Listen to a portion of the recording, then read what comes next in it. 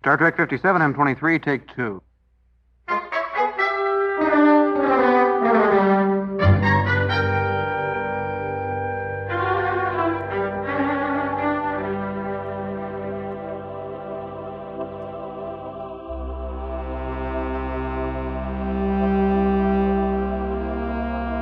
It's the It's Got Star Trek podcast.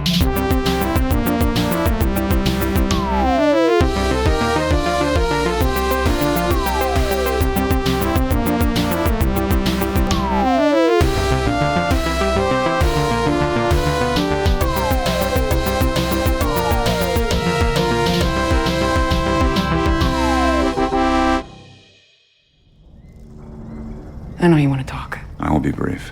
I simply want to apologize for the way things ended before you left. I reacted poorly. Apology accepted. We're good. The thought of losing you, it affected me deeply. I understand. This has gotten complicated, and I am not good at complicated. And I am still going away for 3 months to study with Roger Corby. When I get back, let's just see where we are then. So you were saying that perhaps some time apart might be good for us? Spock. Yeah. But not like us. Us. Like us as people. Okay, all right. Okay, everybody, welcome back to this. We got back a week to go. Now we're gonna go down. We gone, man. Now we're back. Oh, shit. All right. Hey, everyone. Dan's back. Not only are we back, but Dan is back. back with us. Hey, you guys, I'm back. I was gone, but now I'm back. Oh, no. Maybe he won't be here next week. But Oh, he's here this no. It's been building up. I gotta build it up again. I gotta take a week off again. Oh, no. And come back and do this again. Ah! I'm back, baby. All right. Get rid of it. So just a word of warning to the audience. We thought we had gotten this out of Dan's system prior to starting. That's what we try to do. Prior to starting the anyway. recording of the podcast. Aha. Apparently not. Sometimes he tricks us. Okay. All right, Dan. Now, you're a stickler for yes. Going through all the opening motions in a certain order. I don't even care anymore. No, but you do. I've turned a You new really leaf. do care. I've really had a lot of time for some self-evaluation. Your 1 week vacation. I've had self-evaluation, personal contemplation, and I've come to a realization Is that what they call it these days? Personal contemplation? That sounds Yes. complicated. that I need to remain in my chill nation and just go with the flow, man. All right. You're a You can't- complicated fellow. You can't man. rattle this cage, baby. I think I can rattle this. Oh no, that was a challenge, wasn't it? I just dug my own fucking grave. I think I rattled it plenty. Oh boy, what have I done to myself and everyone around me? Okay, so All right, well, in case you didn't know. I appreciate. I guess you didn't know. It's got Star Trek. I appreciate this newfound desire or newly rediscovered desire to embrace your chillness. But nevertheless, that news aside, we will still attempt to go through the regular process. Okay. So we'll Okay. start off by Yeah. saying, welcome to the It's Got Star Trek podcast. Well, Everybody ready? Jesse did it. He did it. He See? did it. He I'm did not it. mad, but I'm just gonna point it out anyway. I didn't know you were going to do something. Okay. Okay. So last time this happened, Dan was like, God. no, I'm laughing because a few weeks back, Dan explained to you After having done it for like over 100 yeah, episodes, years, Yeah, like literally years worth of podcast. podcasts. The pattern is I say welcome to the It's Got Star Trek podcast, and then Dan plays a sound clip, Everybody ready? and then I'll say like the number of the podcast or Right. something like that, and then Dan will play another sound clip. And he takes special care to select these sound clips, Yeah, okay. and you keep walking all over them. And then you're Maybe like, you're I right. didn't know you were gonna do that. How was I supposed to know? Yeah, it's a bit of a pattern. I think Jesse might have gotten into one of those severance situations where he walks into the podcast and, well, actually, that wouldn't even make sense. He's just resetting every week. Oh yeah, it's like a memento situation. It's more of a memento situation. A memento. What about it was just a Mentos situation? Mentos, Wow. fresh bones, fresh bones, Mentos. That's right. Fresh bones, I haven't Mentos. seen one of those commercials in a long time. Mentos Okay. gonna bone So- your Joan. We've welcomed you to the It's Got Star Trek podcast. Welcome. We've apologized in advance for Dan's behavior. My behavior. I apologize for my behavior. We've criticized Very sorry. Jesse for walking all over Dan. Yeah, well, I did it again. And, I greeted it with laughter I'm going to do it And some now- more. and good humor. Now I can mention that this is episode 297 of the It's Got Star Trek podcast. Watch your fingers so I don't start talking when you do well, something. just remember the pattern. That's all. Okay. I will remember that pattern. All right. I think we're getting a sound now, or did you need something else? I said need the something num- else. Oh, I You said said the number. Okay. And we're and I know what you're saying. Yeah. I know what you're saying. This week, I got it. Yeah. How long have we been doing this? Like 6 or 7 years? Who cares? We're getting close to Six, I we're think. getting close to Getting figuring close it to out. six. We're getting close to figuring it out. So Buttons. Welcome to the It's Got Star Trek podcast. It's episode 297 of the It's Got Star Trek podcast. And this week we will be discussing Strange New Worlds, Season 3, Episode 1, Hegemony, Part 2. Let's hit it.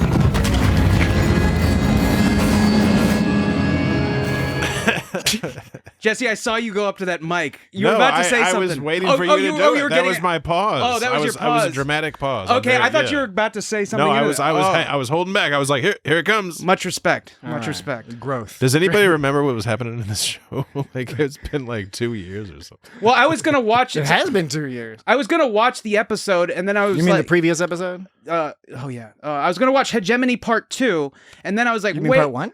Oh, okay. I was gonna sorry. watch. I was gonna watch Hegemony Part 2. I did not understand how Okay. you were going to unfold these Okay. these facts. I'm getting it though. Yeah, it's all coming together. All right. And then I started it, and I was like, oh yeah, this was a 2-parter. And I was like, well, maybe I can just keep watching it based upon the last time on. And I was like, no, that's not enough. Whenever they do the last time on, like if I don't remember the episode really much, like when they give that like last time on this show, it's never quite enough information that I need. So I had to watch the whole episode again. I find that those like things where they tell you about what happened last week, even if I had just seen the episode a week prior, those still aren't good enough. I still feel like often I'll watch if I watch an episode and then watch the part 2 the next week, I'll watch the last 5 minutes of the previous episode before going into the new episode because I think my memory's all screwed up and I can't remember stuff Word, anymore. I hear But you, if it's yeah. been years, I was like, I gotta watch the whole episode. It's never good enough. I Their wanted summary's to, never but good enough. I never got around to doing it. I just watched this one. Well, Jesse's busy. he's a busy bee. He's got fresh little babies. He got old baby. Fresh little babies. He got running old around- baby. running around screaming, It's exhausting. Jesse got old baby. tugging at his flesh. Yeah, he got old baby. Literally. Just like grass, just trying to peel your flesh off. Tugging your flesh. Grabbing at my face. Tug your flesh till it comes off. Yeah. All right. Pulling out of my hair. Roll it into little worms. So Come out your face. Make the flesh worms come out of your face. no worm face. I don't like worm voice. Ever since you introduced this additional like lore to worm voice, that there's like this worm face situation. Worm face. Not a fan of that. This is my worm face. Upsetting. All right. Copy. Anyway, enough tomfoolery. Okay. Enough Tom. So, and I forget it's a new season, so there could be all sorts of new listeners. They think we're crazy. All right, Yeah. that's So fine. many new That's fine. people. That's fine. That's Yeah. fine. Yes, this will begin our weekly coverage of Strange New Worlds Season For the 3. most part. Yeah, good idea. Let's make a whole day of it. Get snacks. Hang out. That worked out pretty well. Kind of, yeah. Okay, so yes, we are starting the Season 3 coverage now. We do have a programming note. Holy crap! just to clarify our schedule here, what's going to go on. Chief O'Brien. This week we are going to be discussing Hegemony Part 2. That's what we're discussing. Yes. We are aware that those jackals at the network, the network that increasingly people are not fans of, Yeah. for a variety of reasons. Oh, the latest, All sorts of latest stuff, news yeah, with maybe. Stephen all sorts of horrible stuff. Colbert. Yeah, firing Stephen Colbert Yeah. to appease Anyway. No, it was a financial decision. Oh, financial. Sure, yes. There's not enough money for a TV show. But, yes, we know they aired 2 episodes. They also aired Wedding Bell Blues, which is the second episode of season 3. We will be discussing that next week on next week's show. We're all gonna die! Yes. And indeed, as the season goes on, we're gonna be like a week behind the regular schedule. Normally, when we do new episodes, we're like right there at the beginning. But for scheduling reasons, a variety of other conflicts, we're just gonna do it this way. If you don't like it, you're just going to have to deal with it. Well, if you don't like it, it's got Star Trek. It's all good. That's how we're doing it. Because there are many other options out there. We highly recommend Open Pike Night, which, I mean, they're interviewing the actors, the writers of each episode. It's in their name. Check it out. I mean, that's where you're going to go for up-to-date, current, awesome insights into the show. Callers can call in, and we recommend you do call in with questions and comments. So that's where you go for your immediate review fix for right after the episode. Yeah, good idea. Let's make a whole day of it. Then get snacks. You can enjoy Hang this. out. I forgot how long that was. Yeah. But then you can come and enjoy our tomfoolery a little bit later on. And we'll have plenty of time to snipping at each other about sound clips. Get all sorts of sounds Wait, together. Jesse just snipped at me. He did snip at you. Don't think I didn't notice He that. snipped at me about snipping. Yeah. I was just noticing. That's all I was doing. None of that on the Open Pike Night. If this goes sideways, it's filet o batter all over again. All right, but anyway, so that's going to be our schedule for throughout the season, and so that's, 2 boxed in. That's the end of the programming note. What was that? 2 boxed in? We're 2 boxed in. You know, sometimes when I'm watching these episodes, I do try to, like, especially when I'm watching it the second time, I try to think, I was like, oh, which clips are Dan gonna pull? And some of them I think are obvious. Others where it's like, ooh, there's kind of a groovy beat to this one. This could be. There's a couple in this episode. You don't need to play them yet. I'm just saying I think there's a couple. I like you said, don't worry, Dan. You don't need to You can save them. It's Save like your them up. hand moving. So what the audience doesn't see is Dan has his whole workstation in front of multiple computers and stuff like that and touchscreens. It's not good. And what's funny is, you know, when you're watching a DJ do a set and you're like, what are they actually doing up there? They're always like fiddling around with buttons and stuff. And you're like, are they really doing something for real? I think they must be, because I see Dan doing that. Then no sounds are like sounds come out sometimes, but other times he's like clicking things and moving things around. It's like, I don't know, he's doing something. Well, sometimes He's twiddling. Because I don't know Dan to be like a fake fiddler. I'm not a fake fiddler. He's not going to be fiddling stuff. He's a true twiddler. Like his audience is Jesse and Well, I. He sometimes doesn't need to impress us. So I'm always getting sounds sort of on deck, right? And sometimes I decide that they're not going to quite fit, or maybe the moment's passed, and so I pass on it and wait for another moment. I try to put them in when there's a pause, and it's difficult to do that. Not a lot of pauses on this It's Got Star Trek show. Well, you know, I'm not saying we do. It happens enough where the timing works out, but I think it would be difficult for any group of people to have a perfect sort of like pause speak. Like someone pauses while the other person plays a sound, like to get that kind of simpatico. Is that the I right think we use? almost got it. We do it from time to time, and I think we generally do a pretty good job. Just saying, like, there's a few awkward pauses. No human's going to be perfect with that. What if we got a chess timer? Should we start doing our podcast with a chess timer? We have that to would be we have to tight, click the dude. thing. We say our thing and then we click the timer. That would be Where are we going to get a chess? remarkably Where are we going to efficient. get a chess timer from? From the store? Yeah, I man. think from the Chess store. timer store. Like I think- a chess store. I think just stores. You just Actually, that's kind of brilliant. Get it on the internet. buy it on the internet, man. Okay, so why don't we get started here with the conversation? And Why don't I we think get a good things started? a good way to get started is we have a voicemail. Thanks. We have a voicemail from longtime listener and supporter Grayson. All right. Yes. Yes, and so I will play that voicemail.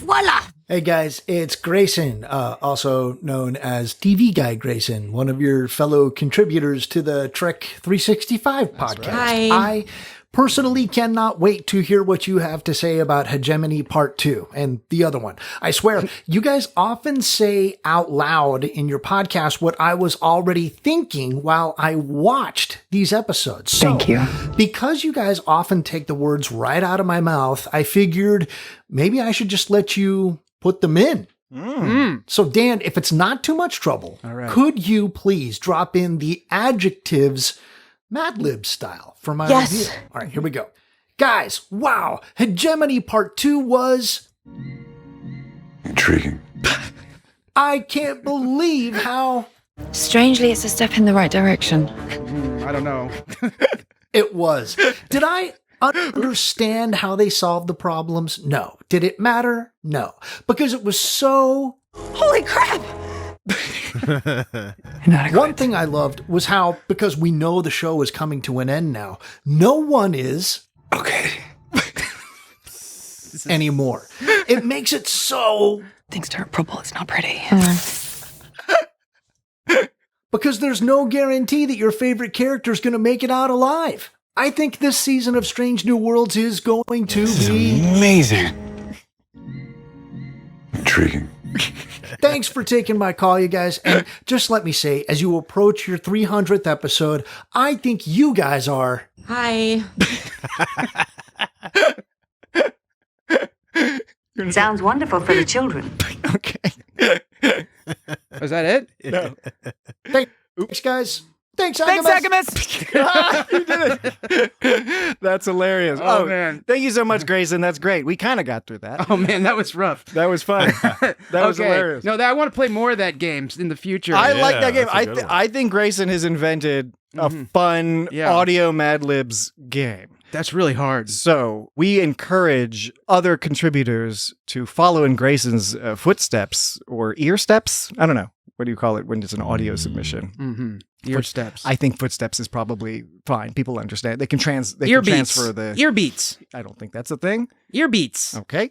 But anyway, yes, thank you very much, Grayson, for sending that in. And yes, we'll get started talking about this this episode. I will say, I think I agree with Grayson if I interpreted his comments correctly. The episode was a little confusing.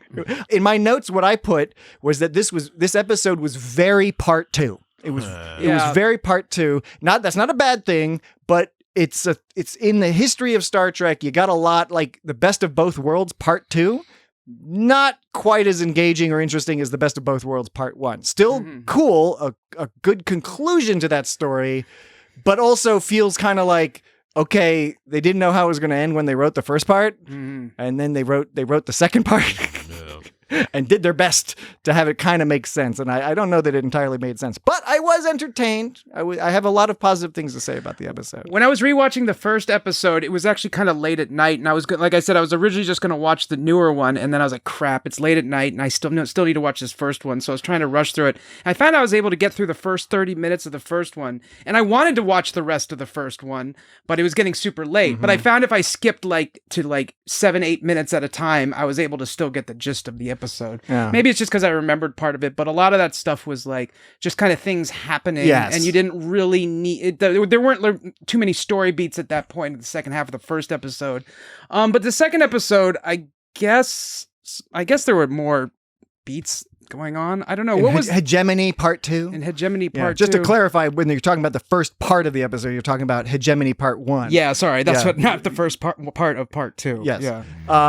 Yeah. And we should note, not that everyone's aware of this, but unlike the Best of Both Worlds part 2, this part 2 came basically a full 2 years after the first one aired. That's a long time. Yeah. I remember when because season 3 of TNG was like the first one that I was watching as it aired, and the 3-month wait for Best of Both Worlds start part 2. That was a long wait. It was like, what's going on? It was like it was TV. You didn't hear anything. There was no internet. So like there were some like articles in magazines about like Patrick Stewart wanting to leave the show and stuff like that. Well, but this was 2 whole years, and we knew it was coming. It was fine, but it was a long wait. And it was a long wait. It's still not the longest wait of any show. I'm still waiting for the part 2 of the last episode of Sledgehammer. Sledgehammer. You remember? Does anyone remember the show Sledgehammer? I do. Didn't they just have like one season? They had. I don't know how many seasons. That's a good question. I think it was one season in 92 or something like that. How many seasons of? Oh, I think it was earlier. Wasn't that the guy who had that like long It gun? said, it was said there were 2 seasons. Okay, 2 seasons. Yeah, he had I think he had a 44. Sort of like he had later I think it was the deal was a 44 Magnum, and what happened at the end of season 2 is it ended on a cliffhanger, and I remember being blown away as a kid because whenever they say like to be continued in an episode, it's like always like whoa, but this one said to be continued, and then it paused and it said next season. And I was like, oh my gosh, and then they got canceled, and so we're still waiting on that finale along with the Alf finale. I was going to say, yeah. similar Was thing that the happened with guy Alf. that was like, trust me, I know what I'm doing? That was that Sledgehammer. It's possible. I couldn't tell you because it's been he had so long. he had like a really big like revolver. It was, I think it was a 44 Magnum. I think the deal. I remember one episode he got all fucked up and was like his gun was talking to him, and he was like, Yeah, I remember the episode where his gun was talking to him. Yeah, that was a weird show. It was a very weird show. That was a weird music video. That Sledgehammer song. That was completely different. I wanna be down a sledgehammer. Some kind of animated stop that guy. animation. It was Peter a Gabriel. pseudo stop animation Studio. by taking photographs. You know what's funny is that Peter Gabriel was part of Genesis, right? Yes. And then Studio was that Phil Collins' song or was that Genesis song? One or the other. It's hard to differentiate between the two for me. I agree. Yeah, we used to listen to a Genesis record as a kid. We had a Genesis record in the house. Me and my older brother, we had a Genesis record, and we had like a Mickey Mouse kind of like something. Mouse. That's a weird combo. Is it Mouser size or something? Mouser, yeah. I do believe And there was some kind of you've mentioned both the Mickey Mouse thing and the Genesis record on the podcast. Yeah, before. and there was some kind of disco record, and I don't know if that was the part of the Mickey Mouse one because I was so it Disco young. Star Wars? No, it wasn't. It was some kind of Disney disco, so maybe it was like part of the same Mickey Mouse record. I couldn't tell you. I was so young, and I swear we had a Smurf record too. Well, I got to tell you, these are fascinating. And I remember, yeah, I know. Well, I remember there was a song that I swear it went like smurfing around the world, but I could have made that up. Doesn't isn't smurfing like fucking? Whatever it takes. Yeah, I mean, you know. I guess but that was- smurf can be a verb that means anything, like the word fuck. It's So, one of yeah. those words. It's interchangeable. Yeah. So- I don't like what the Smurf is going on. Yeah, so that was a really Smurfy diversion. Yeah. I had think there. You But- smurfed up big time. I Dan. did. I think we got a Smurf on. You're back for less than 20 minutes, and you're smurfing all over the place. I just remember loving that Genesis record, and Genesis is good, but I just don't remember. I don't know why I love it. Was that the album where they're like walking, on a like- white background? like Is I that Can't one? Dance. Or is Possibly. I don't know. I just can't remember why I loved it so much. I mean, they're a good band. I just don't know like what about it was so amazing to me back then. But you know, I know it's It's weird. good. This is good character development for the character of Dan. yeah. First time I heard the "Flood" by They Might Be Giants, it changed my world. It changed my world as well. Yeah. See, now that I can understand. I was like, you can like I don't know about Genesis. I was like, you can like every song on an album. Yeah. That's crazy. Flood is an amazing album. Yeah. John Henry's pretty good too. Yeah. But, okay. But this isn't It's Got They Might Be Giants. It's got Star Trek. Indeed. Okay. Back at the ranch, we have Hegemony Part 2. This diversion started because you started talking about multiple different episodes and skipping through things and all that other jazz. Yeah. So there was something about like they had they put a dud torpedo, a thing on a torpedo to track them. Well, we eventually get to that. And there was something about like how the Gorn like used communicate through like light messages, but at some point along the way they evolved to biometrics at some point. Yeah, there's multiple things to discuss in that. Why don't we hold that thought just for a second and just It's a tough situation, but we have to manage it one piece at a time. yes, precisely. Most definitely. The beginning of this episode was an effective beginning, getting us right back in the action. It used the spinny cam, which I don't always like. Discovery used a lot. But this time it didn't bother me so much because it felt appropriate to the character. It was introducing us to a discombobulated Pike. So and it wasn't a super fast spinny cam. So the spinny cams that I remember is at the beginning there was like a twisty space zoom out cam. At the end there was a twisty pan zoom cam thing. And then I also remember inside the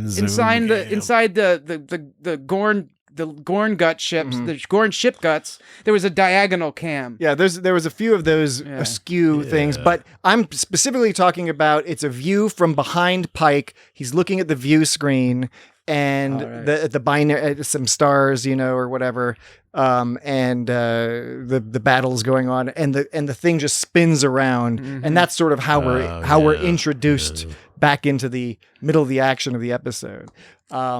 And Don't think about that. very typical scene. I think we see a lot of typical Star Trek in this episode. Totally. Good and bad. And Dan's already hinted at some of the, questionable stuff that happens. But we get right in with that spinny camera. But then there was like this weird thing right at the beginning. This is why I wanted to start. In the recap, Uhura says, Admiral, he says, Uhura says, Admiral April has called for an immediate return or whatever. Whatever the thing is, she says immediate. Right. She says that's the order is to immediately return to base or whatever. Right. And then this episode starts, and the whole gimmick is that Captain Pike is like, well, he didn't say immediate. So, so I'm going to use that as an excuse. I'm not disobeying orders. He didn't say immediate, but he did just say immediate. And we know, or at least that's how Uhura relayed it. Almost exactly. So it was like this bizarre, like instant retcon where again, the writers didn't, they were writing this episode. They're like, oh shit, we wrote ourselves into a box here. Let's say he didn't say immediate. We'll just declare that. So I don't know. Right at the beginning. 2 boxed in. Precisely. The writers are a little too boxed in, I guess. 2-box skin. So that was weird. And then the other thing that happened right here in the beginning, because so much happens, like you said, they come up with this plan, and it was a fun Star Trek-y scene where they're all like giving their ideas, and they all come to the conclusion by working together and being effective, competent people. A lot of Star Trek is competence porn. That's one of the reasons why I like it. So I love seeing these types of scenes. And they get the idea of tagging it with this whole special torpedo. Everybody's got such bright But then there's the ideas. joke. Dan played it earlier in the podcast. It's the funny joke where Pike's warp line is hit it, but then they made a joke here because he's like hit it. He's like Una hit it because he literally means to like hit the other ship. Right. Oh yeah. So that's a funny joke. That is a funny joke. Now, because he even made a funny face, like He's a funny guy, they're having all this like this drama, and then like he says hit it, and Pike does his like kind of like goofy, like I'm a goofy guy face. Let's hit it. See, and even the tone. It sounds silly. Yeah, he's like, I know this sounds silly, but it works. so is this new lore about like when two ship shields collide, they just sort of disrupt each other now? I don't know And then that it that's makes them new. both go down. I don't know that that's new. I think they've done similar things. Yeah, I guess they probably have. Yeah. You're talking about a discombobulated Pike. I have a four-part list of all Pikes. Pike went through a range of emotion of visual emotions in this episode, and there are 4 of them. 4. So it was at the hear it. beginning when Battelle was all fucked up. Pike looked like really sad and stressed out at his chair. He was like looking super bummed out. Pike. That was number 1. It's like He's never such a seen good actor too, so it's upsetting when you see him. You're like, oh man, I feel so sad. Right, and then like when Uhura suggests that they like use biometrics or something to fool the Gorn, and he's like, that'll work, right? He's like, basically like, she's like, well, I hope they don't look out the window, And then he gives her this look like he's exasperated at her for saying that, and she looks all like, uh-oh, I shouldn't have said that. But I mean, I don't know. It seemed like that was probably a smart thing for her to say, right? Yeah. Like to point out all the possibilities, but I couldn't tell if he was exasperated at her or just the situation. But like he looked, but his face was just like, it was great because it was so brief. Yeah. It was this brief expression on his face. He was just like, jeez. And I think it was a bit of a meta joke because they know. Again, I think this is related to the writers having to come up with something to fit what they were given, the scenario they were provided, because Uhura's point is a point that the audience would have made if they hadn't addressed it. The audience would have been like, wait a second. Those Gorn ships were flying right at the Enterprise. And what I didn't understand what Uhura's line about, like, they evolved. She just said, like, they evolved, so maybe they're using, like, biometrics. It's like, wait. When did they evolve? But why would they not still have, like, cameras? Right. I get it, okay, it's aliens or whatever. screens. I'm not going to complain because this is nothing new. This is not like, this is not, quote-unquote, new Trek being bullshit. No, this is, all Star Trek has had to do this at some point or classic another bull. to be like, hey, yeah, just don't worry about it. Don't worry about it. What We are got to you move the worried plot about? along, But I don't know. It did stand out a little bit as, I thought they did a good job with the Band-Aid of calling it out and making a little joke of it, but it's like, okay, yeah. So then there was number 3 when it was sort of last half of the episode when I think, I don't remember what the line was exactly, but Pike says to Una, he says something like, how many Gorn are there? Can we, basically saying like, let's get ready for an attack. And she's like, there's no way we can take on the entire Gorn fleet. And then he just kind of had this resigned look on his face, like, right, because he was ready to fight. He was totally like, well, we got to do something. He's not like grasping the bridge of his nose, and he's just like, but then at the very end, after it was all over, he looked mega relieved. He was just like, oh, thank goodness. He was just like he just made a long pee or something. What was that deal? He started like doing the Lord's Prayer. Oh yeah. He was like, okay, right. It was Our Father, you art in heaven. Yeah. But he said like before that he's like he said like something like he was like, oh, okay. No, like, what he says is he says, all right, Dad, you win. Oh, okay, that's what because his dad was religious. But first he says, okay.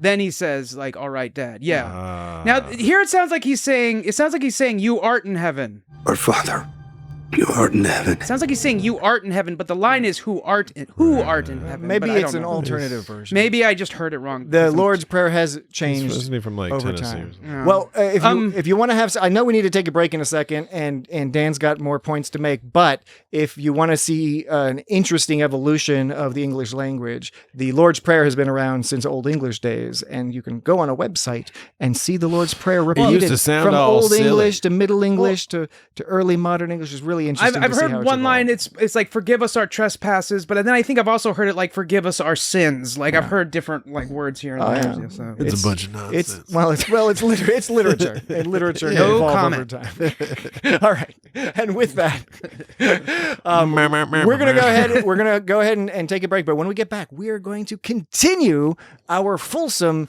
discussion of Hegemony Part 2. Why? Dan, you know the pattern. Oh shit! Sorry, my bad. It's okay, but we're gonna do it right Okay. because there's a whole season of this coming up. So when we get back, we're gonna finish our discussion of Hegemony Part 2. And Be right back. I'm gonna give you a sedative now.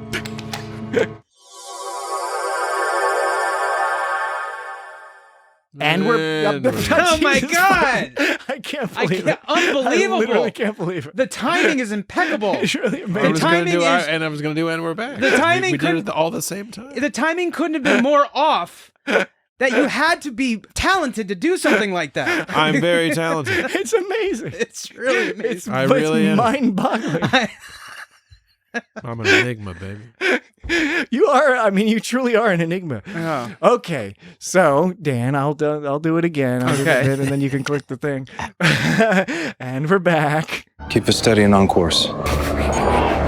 Hear that, Jesse? Keep it steady and on course. Doing our best. Real quick. I may choose to do that. Real quick, I know we got lots of other stuff to talk about, but I did want to call out the cool use of the motion picture style warp effect at the beginning of this episode, where when they were escaping, they set the tag with the torpedo and then they immediately started warping away, and it was this sort of rainbowy, stuttery. They did that stutter effect a few times. Where it goes down to like 10 frames per second. Yeah, which is sort of TOS, TMP. Was that happening because the radiation was so high? There were so many gamma rays, or was it just because they were warping? I couldn't figure out. I think it was just shit's gone crazy. I'm trying to remember what. Did you ever see that Disney? Too many gamma Disney rays. movie about like going into the black hole? Yes, it's called The Black Hole. It's called The Black Hole. Did they do that? Disney's The Black Hole. Did they do that effect in that movie? I don't recall. I don't know. There's some movie that I remember they had that effect. Star Trek: in. The Motion Picture had a version of this. TOS a couple times had a version of this. TNG once or twice, and other TV shows, of course, when there was people who are disoriented. You're trying to convey that somebody's disoriented and acting weird, discombobulated. It was another way of demonstrating that. But the warp thing was fun. I enjoyed that. Speaking of visual imagery, I guess you could have audio imagery. Does that make sense? I don't know. No, it does not. Speaking of too many words to say one thing. Oh, this guy is full of words. Oh, this human is full of words. We're dangerous. Indeed. What did you guys think about the scene where Pike and Battelle their heads were all looking at each other, and then it faded into the binary star? I really liked it. I liked it too. Now, the complaint in the past has been that you've brought up, Patrick, and I agree with you, is sometimes in the past in certain of the recent Star Trek shows is they'll have like a neat looking fade to another scene, but it won't have any kind of symbolic meaning. So it's this had meaning because the two of them, Pike and Patel, they're like binary stars. This was a very well directed episode, and similar to the spinny scene with Pike, where again normally it aggravates me, but in that case it really felt like it was conveying the emotion that Pike was feeling, that he was spinning out of control, literally, right? That's true too. It worked as a visual metaphor.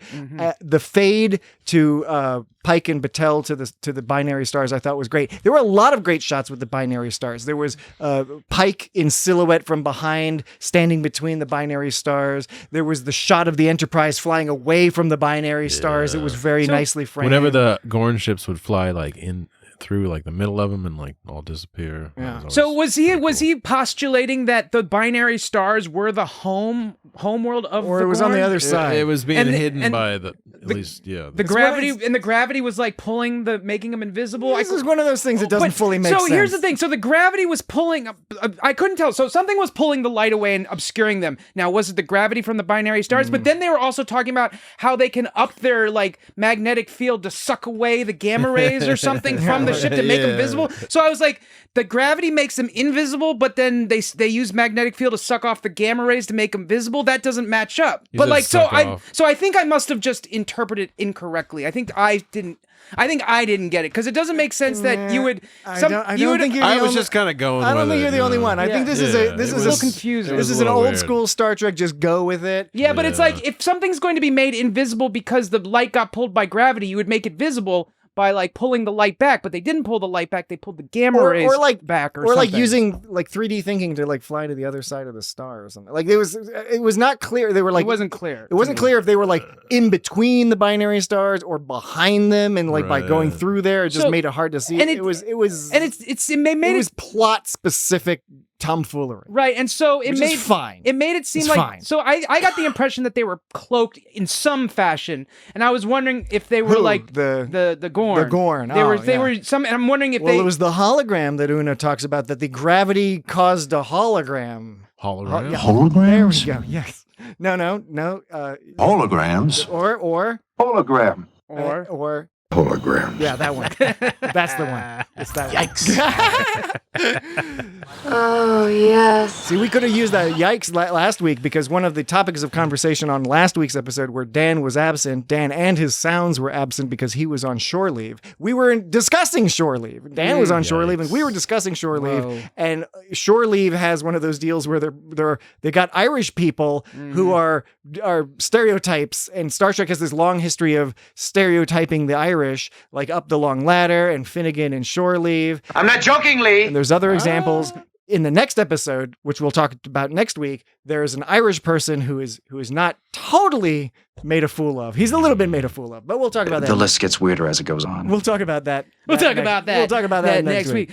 So I was wondering if the cloaking was if there were supposed to be some kind of like they didn't have cloaking yet in Star Trek, did they? Or so maybe they turns out maybe the Romulans. Maybe it turns out that they used the Gorn tricks to come up with cloaking. Yeah. I don't know. I think the Romulans probably had some form of cloaking. The Klingons, the Klingons and the Romulans. They had the Klingons had that fake cloaking in Discovery, beginning of Discovery, where it was like holographic projectors around the big Klingon ship, Takuvma's ship, wasn't it? I see it. I don't believe it. Takuvma! Takuvma! What was it when he was like Andorian poo? Human poo? Human poo! Weapons from a crap pile. Yeah. Yes. Hey, this looks like an evacuation pile. Evacuation.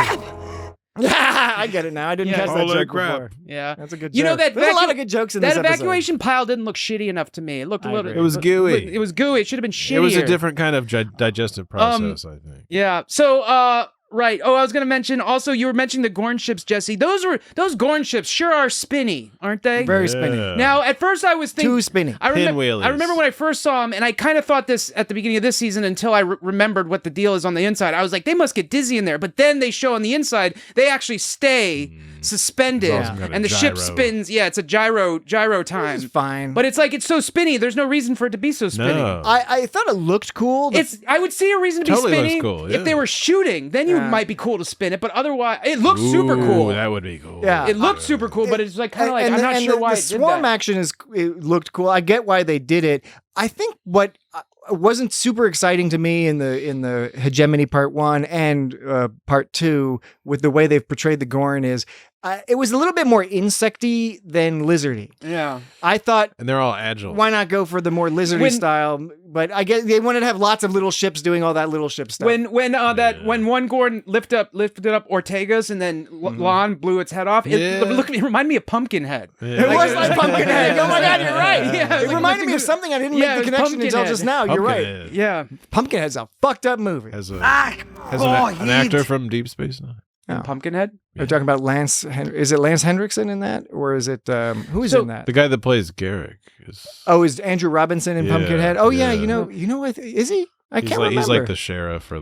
he's like Oh man, So- I gotta watch Pumpkinhead. One of the again. guys that fights Pumpkinhead. So back to the subject of ships flying around. It got me thinking about Battlestar. The newer Battlestar Galactica did an awesome job with space ships flying in space because it used more inertial, Yes. inertial I sort of enjoyed the stuff. inertial because fighting. it doesn't fly like a jet in atmosphere and gravity. It kind of flings itself around like you'd expect. Like it can go straight and then it hits some bottom thrusters and flips around and spins and does all that shit. The Expanse is very good with that too. Yeah. And the Expanse, especially in the books, but they mentioned on the show as well, they're shooting out railgun bullets, and then there's you can hit those later, years later. They're just flying. They're just flying through space. And so a reason why the Gorn ship it shouldn't spin around like that so much because in space they don't there's no sort of aerodynamic reason they would need to keep spinning like that. Like I said, it would only matter if they were shooting their guns.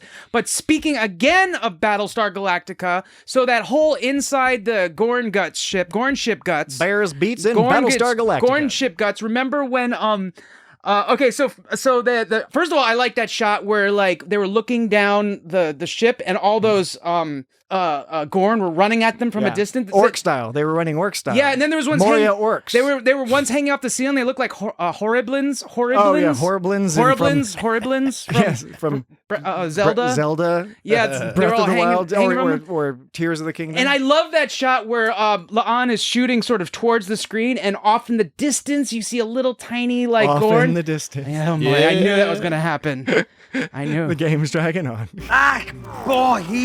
I love that you could see it running in the distance, off in the distance. Like running for it, and I was like, I hope they don't cut this shot. I hope it runs all the way towards the screen because I was afraid they were going to cut it off. But you got to watch it run all the way to the front of the screen. I thought it was cool. And then so they did that, and then they ran through some sphincter towards the pilot, where the cockpit. What's a pilot?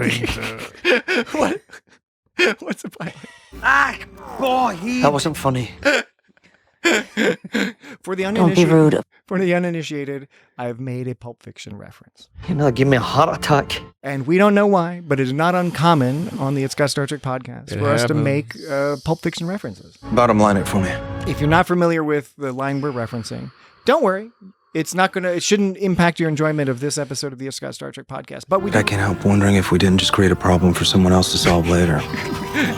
Maybe every now and then there's a Reservoir Dogs reference, but there's usually lots and lots of Pulp Fiction. Pulp Fiction and Spaceballs. But what you can do is you can go, right. and if you haven't seen Pulp Fiction, or if you haven't seen it enough to recognize the references, you should go watch it. Oh yeah, it's worth it. It's a good movie. It's a great movie. It's what got me into movies. Yeah, it's the movie that got me into movies. Yeah. Yeah. It got you into movies? You'd go that so far as to say that? I loved movies before that, but when I watched Pulp Fiction, I was like, oh, I didn't know you could do this with movies. Yeah, exactly. And it changed my understanding of the art of film, the philosophy of film, from what was mere childish entertainment to really understanding it as a medium for contemplating the human condition and manipulating people's minds, and not necessarily in a bad way. Intriguing. No, indeed. Oh, this human is full of words. That's what we get paid for. So they ran through that sphincter. It was like a butthole they ran through to get to the cockpit. Do you have any other analogies? A cockpit. Well, I'm getting back to my. Gotta run through the butthole to get to the cockpit. I'm getting back to my story because I was cut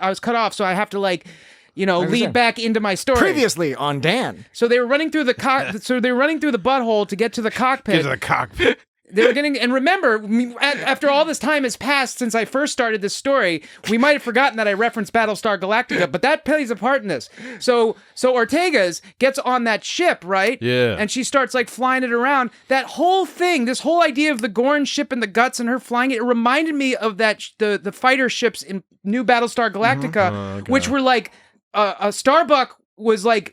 They were like living things. They had like guts and shit like that. You remember those ships? There was that scene where she got inside one of the ships, and the way she steered it was like pulling on, like if you have a crab claw and you pull on a tendon in the crab it was claw, all weirdo, and then you like make the crab claw open and close. That one of the ships, that. she was like steering it by pulling on its tendons, and that seems like that whole Gorn ship scene sort of reminded me of that whole idea because I don't know why the Gorn ship had like guts. I know it was digesting things for them to eat, but I don't know why it worked that way. And it seems like they were inspired by Battlestar Galactica a little bit in that sense, because it was gross because all around. because that inside of the ship that was organic material in that it was just a ship. But it was like organic material that was digesting shit, you know? So say we all. At some point, somebody was all like, get to the ship, and it was all like, get to the chopper! Yeah. The scene in the Gorn... no, that's not gain. In the Gorn ship, which I agree, I thought... Two major points. The production value in the Gorn ship, the production design was fantastic. It was really cool. It was for a TV show. Yeah. They really put a lot of thought into the world building of how this thing works and it was really visualizing graphic. It was very graphic. The gross, dehydrated, like half digested people, and like that face, that fucking melted face, whatever. The skin was off, and her hand. When you saw her hand all fucked up. Ortega's hand going. She's all freaking out. Yeah, if you look back, the fingers are missing and it's all burned up. That was great, but Horrifying. as you pointed out, Dan, they were very judicious in the editing. They showed restraint, which I loved because it made the scene that much more impactful. How much did you love it? I don't know how to finish that construct. I know if it's like how hot was it, but how do I finish the joke? I loved it as much as the day is long. Is that boy? Are my arms tired? I mean, is that a joke? It's not a joke. I just took a joke and turned it into something very profound. Oh, a profound. As the statement. day is long. Okay, did I just? Is this all coming to a screeching halt? Converted a joke into not a joke. Inadequate. But anyway, It's not good. the long and the short of it is that Things turn purple. It's not pretty. production design and the editing was great. However, this scene did have, again, a lot of those sort of Star Trek style things where you're like, okay, so they can figure out how to use the alien interface. They can read the alien interface, apparently get access to the specific information they need, just happens to have all the transport codes for every single person because this database, for some reason... Just stroll through the doors and fly the ship. You can come up with headcanon for all of this, and it's fine. I'm not going to let it bother me because, again, this is nothing new. In Star Trek, it's very common for people to just be able to fly an alien ship, to read alien languages, to do all this stuff. Every single Star Trek series has done it. Starfleet, man. They got exceptional folks. We just have to accept that. However, the rest of this show in general is so grounded, the acting is so good, and the writing is really high quality, generally speaking, that when they do these things, it does stand out, especially when as cool as it was, La'an is like looking at the data, she's like, here's the transport codes, and then she just sort of like rips out an organic gibbly bit, like you were talking about, Dan. She's just like, thunk, now I have it on this. Yeah. I not only know how to use this interface, but I know that I can just like sort of tug this piece off, and now I'm carrying around the data. This is the equivalent to a USB drive, and I know that. Claw or something. Get it done. Get it done. I understand. That's good. I understand that Lon has previous experience with the Gorn and all that other stuff. Oh, no. So it's fine. Fine. It's fine. Fine. Don't even worry about it. It's all Don't even good. worry about it. But it's worth noting. What are you This worried is a massive digestive chamber. Sam Kirk's a puker. Yeah, I'd be a puker too in this situation. I would be the one who gets let out of the little cocoon and just immediately starts heaving. Did he get any I puke on reacted his poorly. Yes, his little drawn-on mustache, pencil-thin mustache is. I reacted poorly. Covered chose poorly. Say it may be our only hope. Help me, Obi-Wan Kenobi. You're my only hope. Still jammed, sir. Jammed. Jammed. Raspberry. Only one man would dare give me the raspberry. Radar about to be jammed. I don't know why that's all soft. Because that's that part, isn't it? Not if we jam it. Still jammed, sir. Jammed. You can hear the squeak noise of him like rubbing the Mr. Radar screen or whatever. Mr. Radar. Get her done. Get it done. On that note, there was one. This. I have to play this real quick. I know this is. He's kind got of, Jesse. He has to. It's kind of like breaking the flow. But this is an actual beat I found it's not people saying things. It's like sounds that creates a cool beat. Sound beats. For us, that's unusual. It's unusual. So this one. See, and I can do this with it.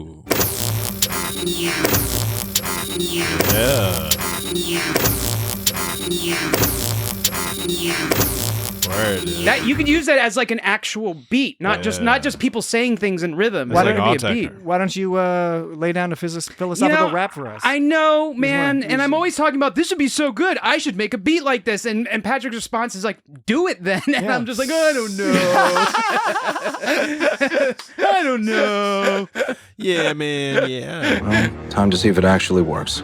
It's like you have the capability, the capacity. You even have the tools. You have like a house full of crazy instruments and shit. Yeah. Yeah. Oh, I know. Yeah. I don't know. No.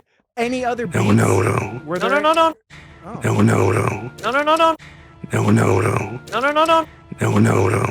No.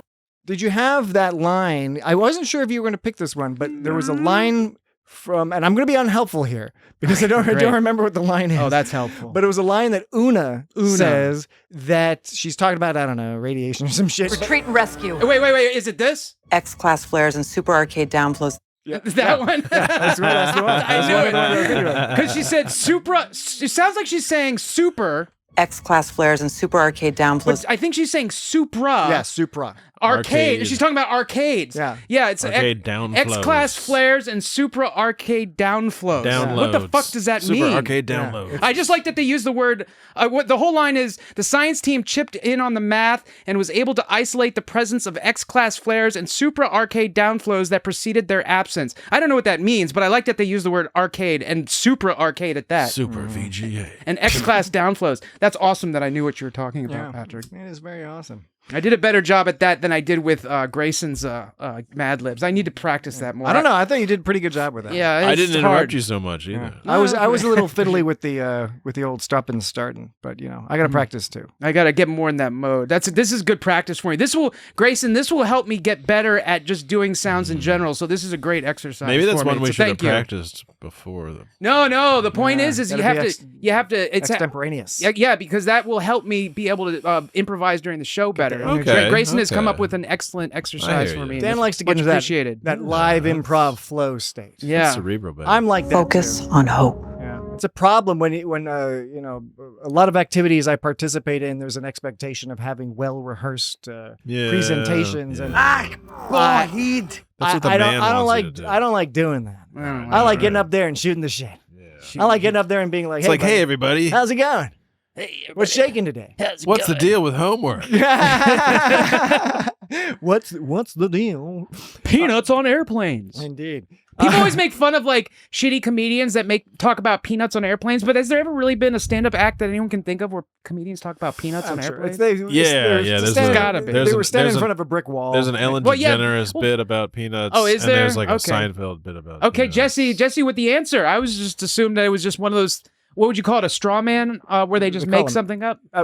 That is a straw man. Yeah. If you're creating something against with which you will be arguing. But Jesse came up with examples, and so thank you for that. I remember Jesse. stuff from back. They call in him the day. Jesse the Answer Man. Yeah, Jesse the Answer Man. I've got answers to you questions nobody asked. You almost said, "Hey Jesse the Answer Man." Hey Jesse the Answer Man. Hey, what? Hey Jesse. Hey Jesse. Jesse the Answer Man. I got an answer for Hey you. Jesse the Answer Man. Do you have all the answers? Yes. Okay, so getting back to the old Inertial dampeners. They said inertial dampeners. They did. Totally did. Not they did. dampers. That's an ongoing Dampers, ongoing thing. pampers. Inertial dampers. And It was the captains. But on the You said but. Yes, I did. On the Gorn ship, another thing that I thought was just kind of funny was when La'an frees herself, Neo from the Matrix style. Ah, yes. And then she's all like, rescue the doctor first, like remembering some training. Oh, right, yeah. Now here's the yeah. thing. Here's the thing.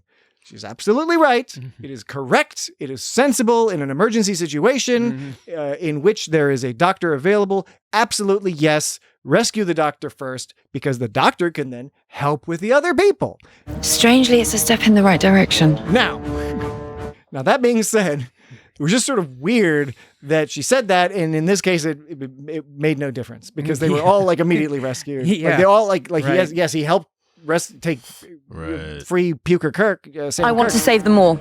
But I'm not a monster. A monster. I want to save them all. I'm Yeah. not a monster. Yeah, it's true. They didn't. Mbenga didn't have enough of a role, I think. In They this. just didn't. They didn't need to do. He didn't need to be like. Underutilized She didn't need to say that. She could have Yeah. She could have rescued him first without saying it out loud. Yeah, I mean, that is true. There was really no point. Were like, the writers just being like, "Here's a good tip to Yeah, I know. pass along to the kids"? Yeah, it certainly was no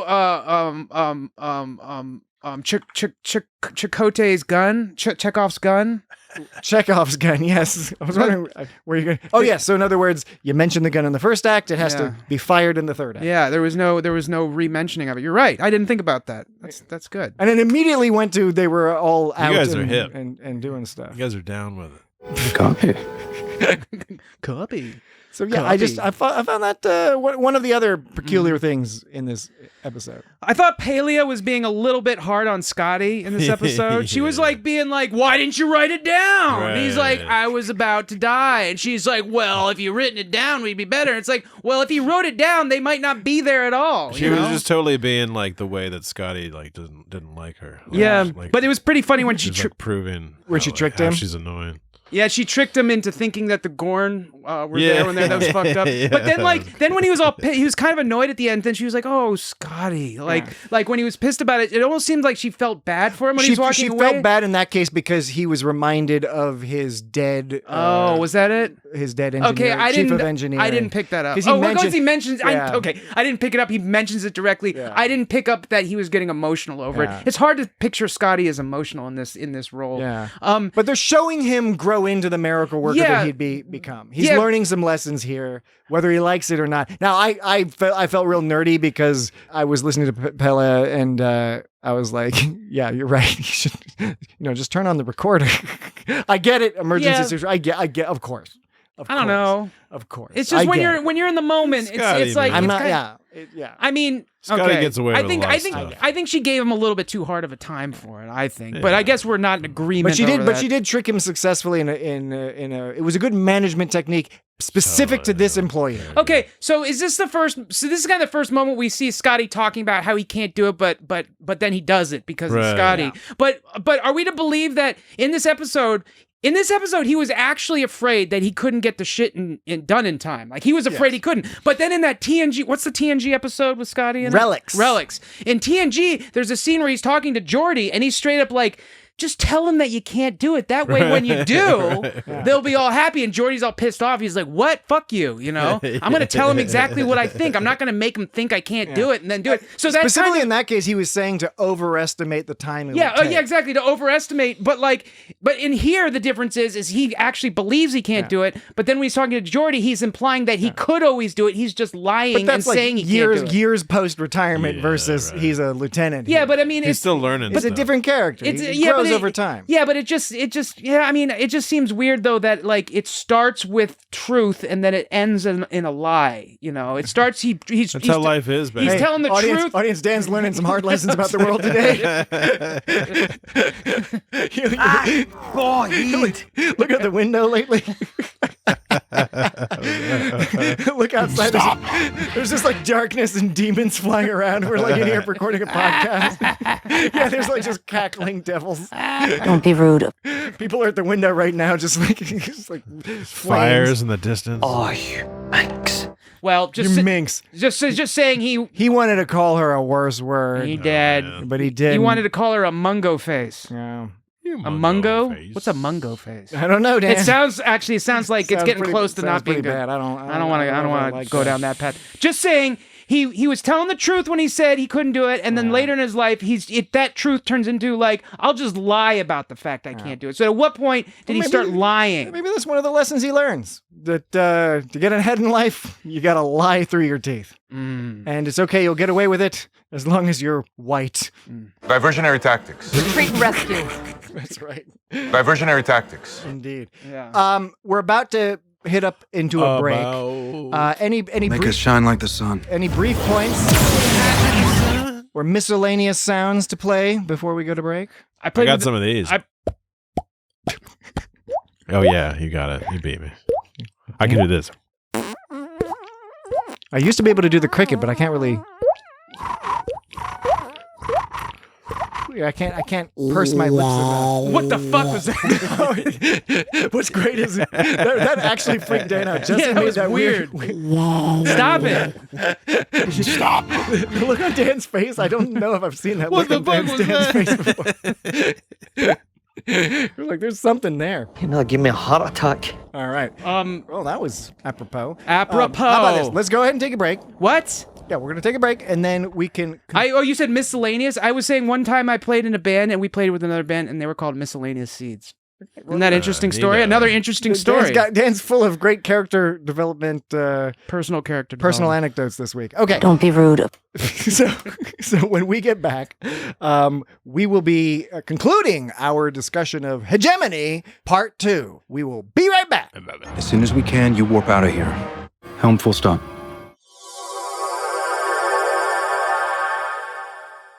And we're back! Wake up. Wake up!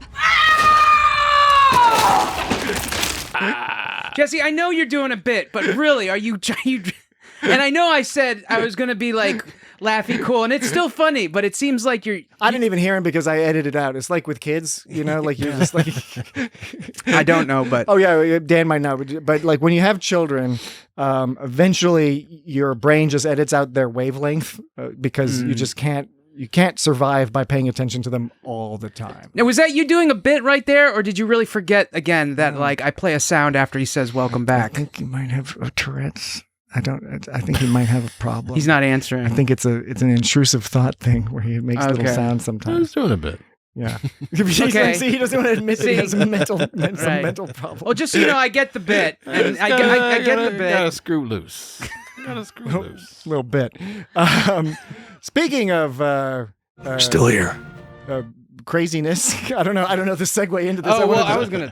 Oh, okay. Dan, Well, no, you Dan. can go. All I was going to mention was the Captain Patel stuff, where, and it's an intriguing little subplot. Of course, we care about Captain Patel, but mainly this is to do some character development with Spock and Chapel, right? It's important, and I thought it was nicely acted between them. They're doing some problem solving. She had weird bubbles, back bubbles. She had gremlins. Yeah. Captain Patel had a bad case of the gremlins, or the Gornlins, if you want to call it. But yeah, the bubbles on her back looked like, that's the point I was getting at. She had a case of gremlins. She had a case of the gremlins. Now that actually plays into what I was saying, because when they were talking about how Patel's body was becoming as dependent on the Gorn hatchlings as the hatchling were on her, I thought they were going to make that play into the plot somehow. Like somehow it's like, well, the Gorn, like somehow, like because now the Gorn are dependent on her, they're gonna somehow use that against the Gorn. I don't know how. Well, there was an but, implication she had. Remember how she said the whole like it goes both ways thing? Yeah, that's what I mean. Like I the thought implication did seem to be like they'd use that if you can use me to destroy the Gorn, I'll use you. Borg style. Borg style. Kind of like how Picard, refused to genocide the Borg when they had a chance. Longtime listeners will know this is a thing that Dan brings up. We haven't done it in a little while. The Borg business. He had that opportunity to get rid of the Borg, and this he wouldn't featured do on it. Trek 365. In fact, the podcast that comes out every single day that we've contributed to on many occasions, as has Grayson. They make the Gorn really. They're still really monstery. Are they ever? Are we ever going to have any empathy for the Gorn? You think, or are they going to keep them as monsters? Empathy for the Gorn. Yeah, because they're a little different. don't think we're going to time. see the Gorn much anymore. Oh, you think they're? Oh, you think that's? I think gonna be they it? put them into hibernation. I think they were like, you know what, this shit's expensive. Yeah, and It just- hard. I mean- we'll make this tortured plot lead to them being hibernated because that's why Pike had that whole line about like, I guess it's going to be a problem. I'm worried about this is a problem for somebody else someday. Right. That's exactly how he said it. Yeah. It doesn't matter if you play the audio. But I can't help wondering if we didn't just create a problem for someone else to solve later. Exactly. Yes. Right. I didn't talk over that one. Yeah. Copy. Congratulations, Jesse. I'm not mad. We'll print out the certificate. I apologized in advance for my behavior. and you accepted that apology. I did. No, and I wasn't mad. I was just curious because prior to that, you were like, it's a bit. And like, I was like, okay, I get the bit. Haha. So I was just wondering if it's not a big deal. It's fine. I'm not mad. I was just, I just, I'm gonna watch it's just, it was It's just not a big deal, It's just Brendan. funny that just gonna it watch. happened like, we've been pointing it out this whole episode, and it's fine. I'm sorry. I'm not trying to put you on the spot. It's Jesse. fine. You're a wonderful person, and I value your contributions more than you can even know. I think I'm just gonna watch it from now on. That's mysterious. More than you can even know. I really don't want to lose you. Oh, that's sweet. Okay, you guys got to kiss now. Kiss each other. Kiss each other. Kiss each other. A manly kiss on the lips. So look, I don't have a problem with like them not making the Gorn more empathetic. I get it. They're the big bads or whatever, and it's just like, and it's fine if they get rid of them at this point. I guess it just would have been kind of nice to get some sort of like. It would be more Star Trek. Like I keep wanting to say they're more human side, but they're not human. I don't know what the proper word is to say. I think so the best I can think of is to say like if we had more empathy for him. I don't know what a better word for that is, but to basically, I think you're absolutely right. Yeah, it would be nice to get some sort of to make them more 3-dimensional somehow. Yes, precisely. They're 1-dimensional. They're not even 2-dimensional. No. It is a flaw in the Gorn. It's not, well, okay. I hesitate to say flaw because what it is, the Gorn are being used as a plot device. They're just to be scary, to present a threat. I agree with you, however, that really the more Star Trek-y thing to do would be to somehow bring it around to, oh, it's a miscommunication, or oh, they have diversity in their culture, or there's different factions of Gorn, or something. Just again to make it a little bit more interesting than slathering monster beasts that are beaming people up just to digest them in pods. Right. Yummy, Now I guess When they seem to be very sophisticated in other ways, by the evidence of their technology and their strategy, requires They got spaceships. really advanced thinking. Evidence. Yes, there we go. But now on the other hand, whenever I say on the other hand, I think of Tim Roth in Reservoir Dogs. There's one part he goes like, on the other hand. On the other hand. On the other hand. Yeah. He says it like that. On the other hand. He says it all super British. On the other hand. That's how they say it in British, right? They go, on the other hand. Right? That's how they I don't say think it. that's how he That's how they pronounce hand. They go, and. On the other hand. Yeah. I mean, keep going. On the other hand, I'm trying to think of an example of when they end with the word and then they begin the next vowel word with an R. All right. Or end the other one with an N. Banana. Banana. Stop trying and just do it. They would say just think it. banana. Jamaica. Banana. Banana. So they were going to say, but that banana's angry. That banana. That's a banana angry. They'd say that banana angry. That's what they'd say. They'd say That's a very flawed example. Say banana angry. That's that banana angry. That banana's gone hospital. Hospital. It got injured and it went hospital. Hospital. Hospital. Yeah. What's a Waldorf? It got run over by a lorry. They got tossed. The lorry driver tossed them in the boot. And took them to hospital. That banana angry. That would how you say that banana angry. That's how you'd say it in British. That banana that banana angry. Am I becoming offensive? To our UK friends, write in at feedback@itsgotstartrek.com and tell us how you'd say that banana got angry. No, it's that banana angry. Okay, because it has to be when you the next word has to begin with a vowel and then you add an R to the end of the previous word. Right. Let us know at feedback@itsgotstartrek.com. I just can't think of a better example right now. Dan is accurately characterizing the sentence "that banana angry." How would you say that in local UK slang? Yeah. By the way, UK famously has an exceptional diversity of accents. Yes. To the point where you can tell even people's neighborhoods. Yeah. From where they're talking. Yeah. Too small. A Harrow accent. That's the creeps. Indeed. All right. Continue your series of points. Dan's series of points. So I was talking copyright trademark. So I was talking about the Gorn, right? And I was talking about monsters. Oh yeah, the Borg. On the The Borg. Oh, that's what I was saying. A bee. The On Borg. a Borg. Yeah, Oh man, I don't know if I can even find that anymore. You've got to be. It's in your database. It's in here somewhere in all these fucking lists of things. I just have to find the. We're gonna hold the thought about the Borg versus the Gorn. You're gonna make an insightful point about that, but we do have to see about playing this audio file. Yeah, I don't know. Picard, season 3. Yeah, this list. The problem is there's no good way to search through the episodes of like this list, and it might Can't actually you just search for Borg. See, the problem is it also. Yeah, I can, but like I have to search. But I have like two. They're two separate files, right? Yeah, we gotta explain this all to the audience. You've got to explain it to Jesse now. We don't know how your system works. I don't always really know what the hell's going on. I forget the mechanics of the podcast. Yeah, so I say I can search for that. Yeah. And then I guess I could add it to. I don't know what I'll do. I'll add it to my best stuff. I'll see if I can. Oh, it is in my best stuff. Oh. Car 54. Car 54. Where are you? What I was gonna. Is it Tootie? Yeah. Where's it like? No, not Tootie. That's not Tootie. Tootie's from Facts of Life. I thought there was a Tootie. I think it was like a Fred Tootie something. One of those guys was Tootie. Yeah. The Borg. Maybe it was the big guy. The Borg. The bee. The Borg. The bee. A duck. There we go. Thank you.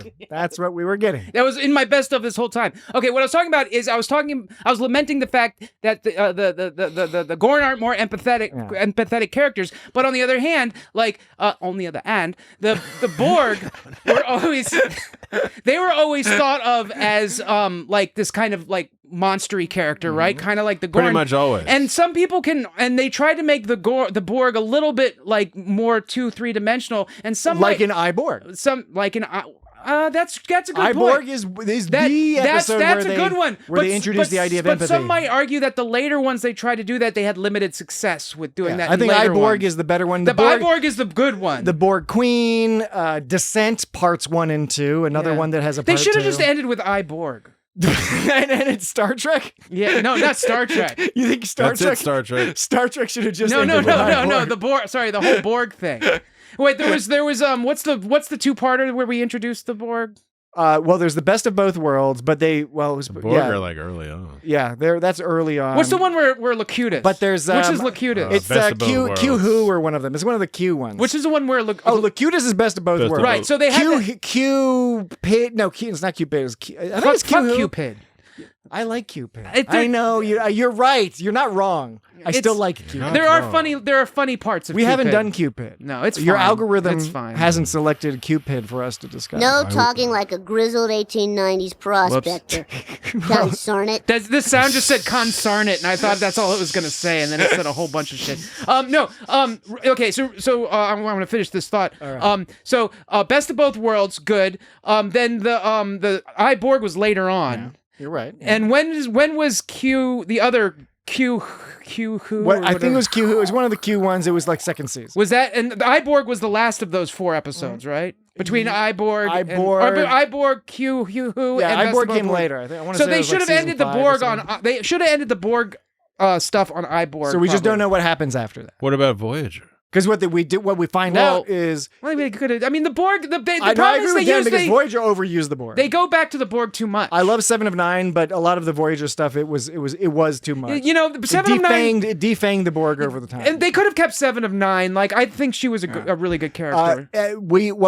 After iBorg we see Descents Part 1 and 2, and that shows the ramifications of what happened after iBorg. And then of course there's all the Voyager Borg stuff, some Enterprise Borg stuff. Borg stuff. What are you gonna do about it? A duck.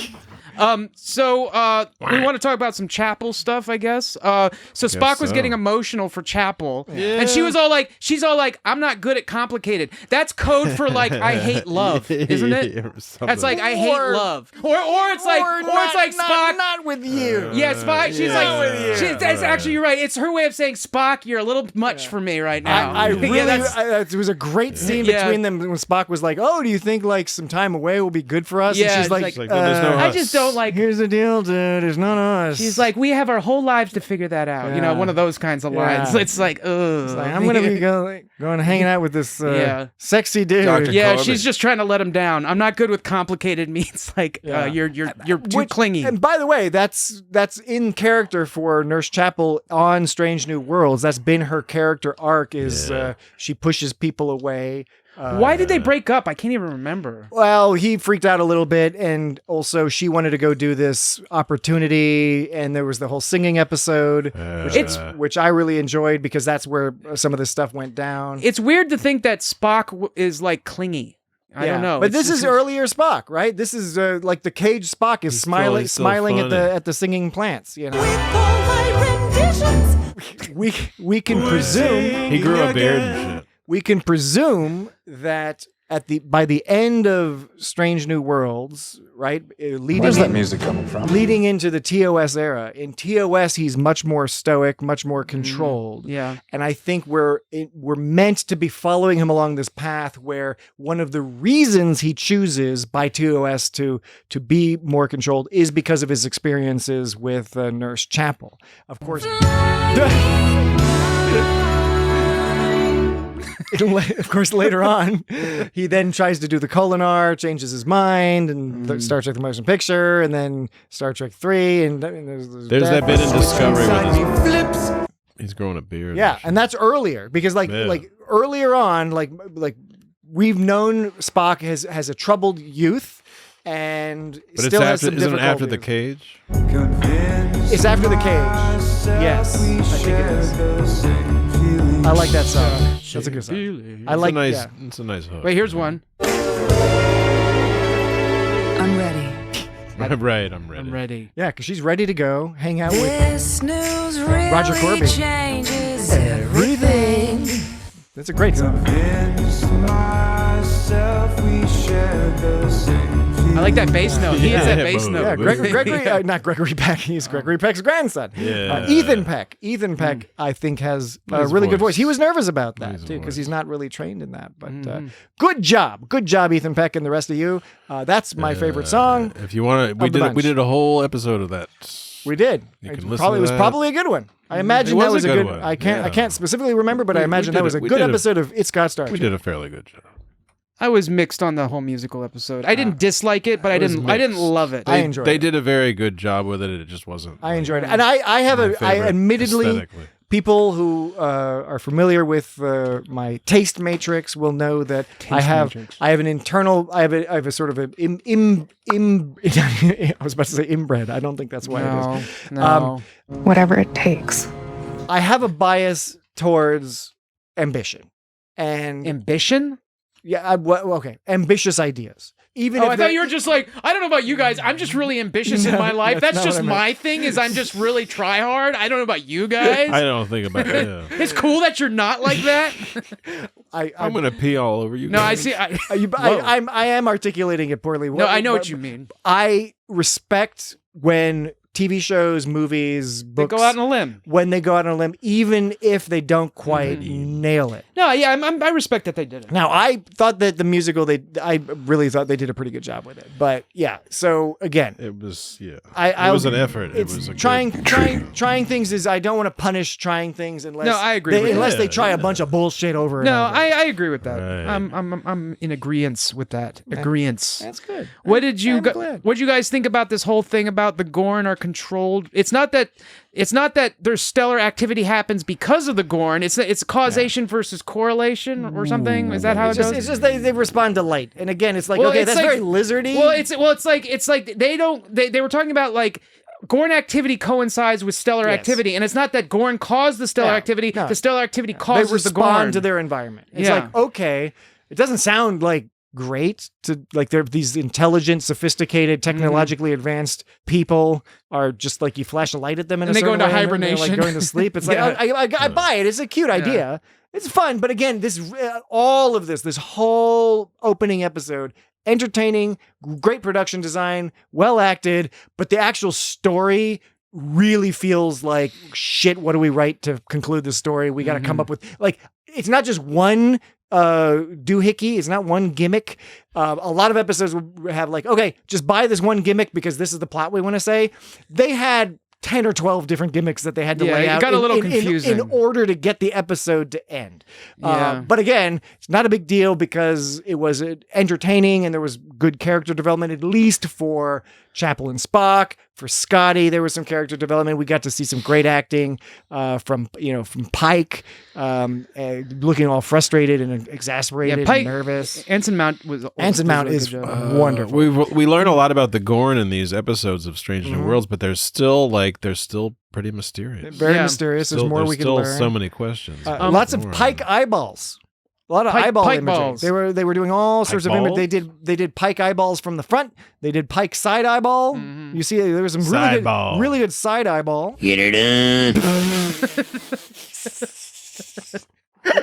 Totally.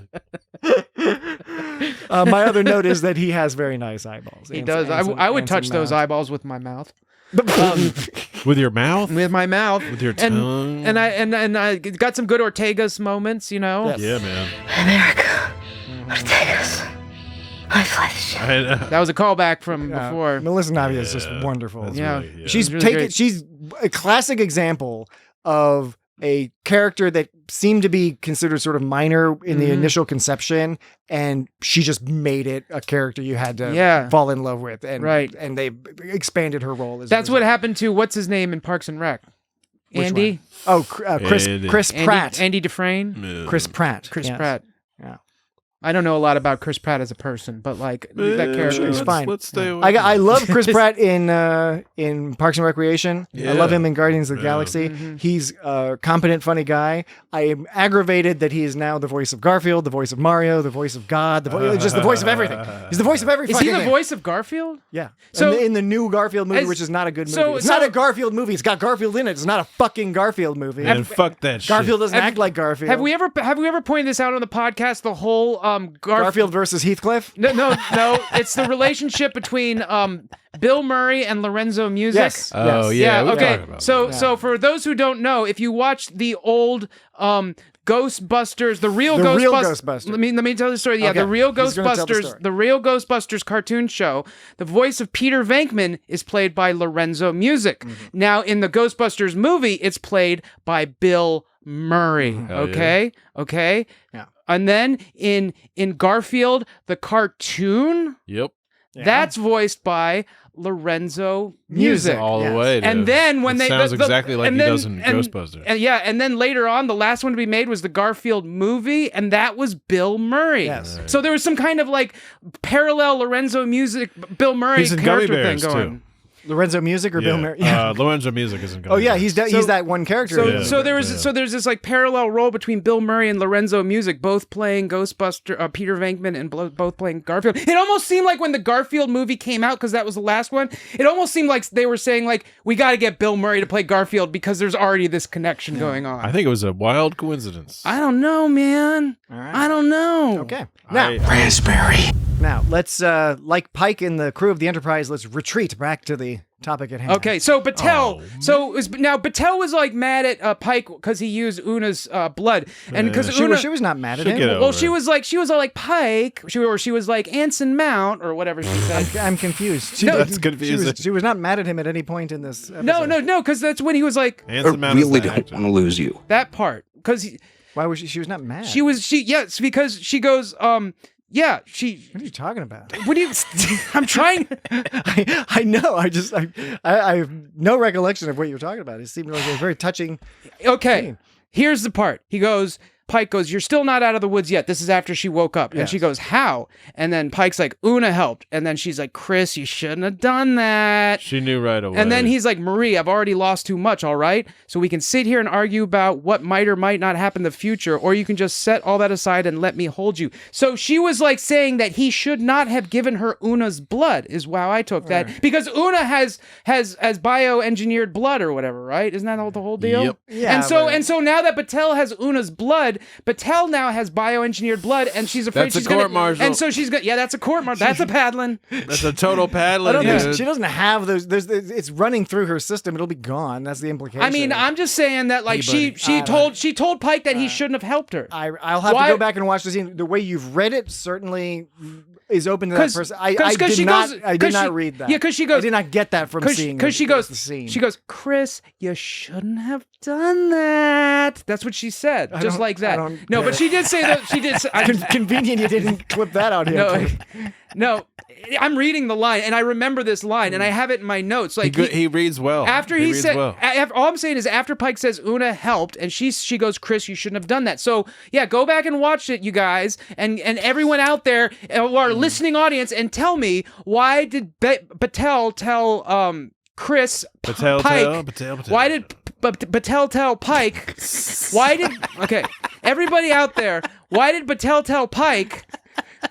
Why did she tell Pike? She told him, Chris, you shouldn't have done that after Pike told her that he gave her Una's blood. Why would she say that he shouldn't have done that? Why? That's the great mystery. Why? And we aim to find it out. Is it because of Una's bioengineered blood? Yeah. All right. Well, we'll look forward. That's what I'm talking about, Patrick. You're like, Dan, what are you talking? Dan. Oh my God, Dan. What are you talking about? Oh my God. Jesse, can you believe this shit? Can you believe this shit? Dan, what the fuck are you talking about, Dan? This guy is off the wall. I mean, what the fuck, man? Have you... Oh, yeah. That's what you said. Indeed. All right. Well, if you'd like to reach out to us with any comments or questions or clarifications on this, that subject or any other subject, you can write us at feedback@itscottstartrek.com. Is there any duty or no duty? Is there any nudity? Nudity or no nudity? Not in this episode. I did have one last thing I wanted to point out. On the Gorn ship, they have to access... They were talking about... Sam Kirk is talking about how they have to I think it was Sam Kirk talking about how they have to access the ship's mainframe and upload the Gorn transporter codes to get the people to the Enterprise. They're still talking about fucking mainframe. The mainframe. Oh, they're still talking about the mainframe. This is a Unix system. Yeah, right. And my Linux gotta access the mainframe. Sam Kirk. I gotta access the mainframe on my Linux system. Sam Kirk uses Notepad++. I sure hope they have Notepad++ so I can use it on the mainframe. He's kind of funny. I like Sam. The mainframe. Yeah, but Dan. Notepad++. Jesse does ask an important question as we are about to close out the episode here. But before we shut things down, were there any duty or no duties or that's in orders or anything like that? No. No. All right, so I guess none of that to report this week. And there were no... See what happens they next said week? the word order a lot, but there's nothing close to that's an order. Yeah. Can you believe it? Did you record them saying order? No, because there wasn't that's an order. Yeah, so why the fuck would but you said they said it a lot. You often record. They said it a lot. You do it a lot. When they say a lot of words, you often are like, hey, they said the same word a lot. Lava. Maybe if it was you do lava. it. You do it a lot. If you use it. Not this again. Would you massage a man's feet? Akbahid. What does Akbahid mean? I don't know. Some sort of Scottish Sort business. of Gaelic or something. Yeah. Okay. Well, don't. No. Sure, that wasn't funny. Not this again. If I'm being honest, I don't want it too late. I completely remember I was kind of in the moment. I'll start the process of ending the podcast. The thing is, it worked on my wee shuttle. Dan will interject. Forgive me for interrupting, but you can't make a star do much of anything. The thing is, it worked on my wee shuttle. Dan will interject with sound effects that he wee shuttle. He forgot to play earlier, or didn't find crazy idea. opportunity to play earlier. So, yes. You're a greedy son of a bitch. We already gave the old email. But we would also like to give you other opportunities to connect with us. The website, www.itscottstartrek.com. Oh, yes. That's the website. If you still want to look at websites. All sorts of stuff to do there. You can sort by series. So if you click on Strange New Worlds, you can see all our coverage of seasons 1 and 2 of Strange New Worlds. The list gets weirder as it goes on. If you'd like to. You can also send us a voicemail at itscottstartrek.com/record. Sabotage. Indeed. You can find us all over social media at It's Got Star Trek. I don't get it. I don't get it. Yeah, You don't get it. It's I don't get it. the little Where would I stay? The little snail-looking symbol at It's Got Star Trek. Bilana's on it. We're on Facebook. We're on YouTube. Not you won't see any video of us on YouTube. You will see a static image, an artfully designed static image, custom to the episode. People like the YouTube. That will be on the screen while you're pottering around the house doing chores, and the TV is spouting the podcast out at us. There's a good chance you're listening to us on YouTube. A lot of people listen on YouTube. It's a good plan, right? Last week's episode has like 1,000 views on YouTube. It's a good plan. 1,000? This is a good plan, right? We got to start making money. It's a good plan, right? It's a good plan. This is a good plan. Good It's a good plan, segue, right? Jesse, because speaking of making money. This is a good plan. It's a good plan, right? It's If gonna you- work. If you, for some reason, are keen to give us some cash money, you can go to patreon.com/It's Got Star Trek. It's got goodies. This is a good plan. It's a good plan, right? It's a good plan. It's gonna work. Tons of fun content over there on Patreon. We'll be adding more soon. Definitely go check it out. You can go check it out for even if you don't want to pay us money. There's some free stuff up there too, but some bonus content that you might enjoy. It's gonna work. So, again, we're going to be going week to week from now on. Next week, we will be discussing Wedding Bell Blues. All right, Wedding Bell Blues. And I've already seen it. It's a fun It's a good one. plan, right? It's a fun one. It's going to be This is a good plan. fun to discuss. It's a good plan. Dan's It's gonna gonna work. get some really good audio out of that one. So come back and check it out I take care what I do. next week. All right. With that, we'll give you a hearty and heartfelt goodbye. Stay with me. Stay with me. Turn it off! Turn it off! I didn't talk over that one. Good job, Jesse. The car! They're here! No! Johnny! No. We're all gonna die!